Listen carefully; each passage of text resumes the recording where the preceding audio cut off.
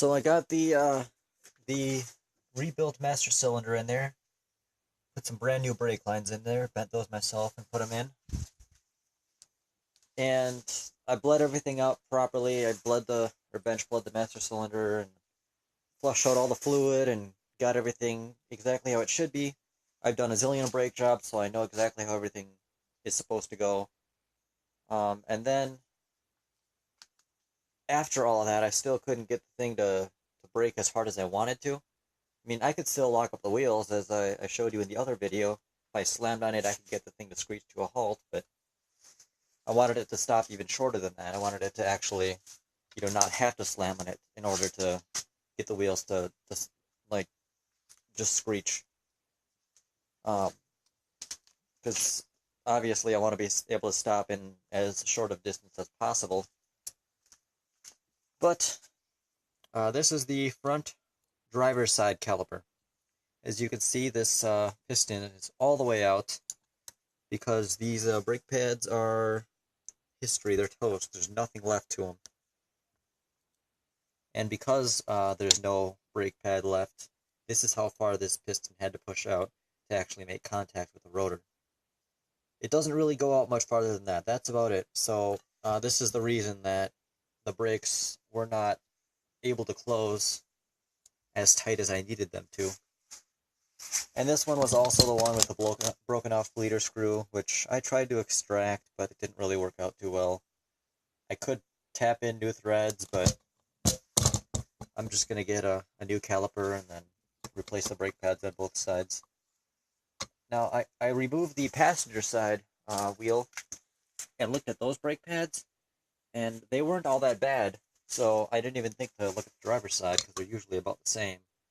But I guess the passenger side were replaced quite a bit later, or quite a bit more recently, I should say, than these ones, because these ones are just gone. There's absolutely nothing left there. They're just toast. So, new caliper, new brake pads, and this thing should have no issues. I mean, I need to replace that valve cover gasket. You can see it's leaking through right there. So, I mean, even without replacing that, I can still, after I get the brakes and stuff on, I can still hop in this thing and go to Walmart or whatever, but if I'm going to be taking all these long trips, I'm going to replace this anyway, and it's always better just to do it now that you can do it, get on top of it before it actually causes you a serious issue, and you end up stranded somewhere because you waited too long.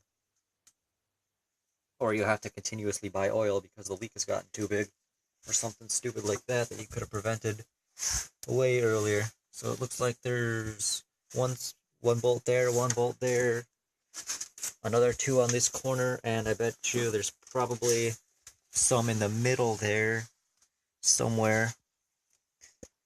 I'm betting you there's probably like one there and there at least.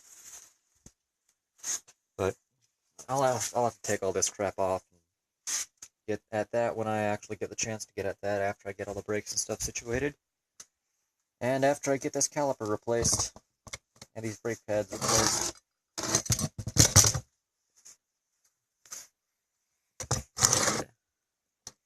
What's it?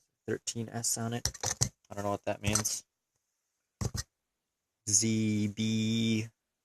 I don't know, it has some markings and stuff in it, but that's the next thing to go.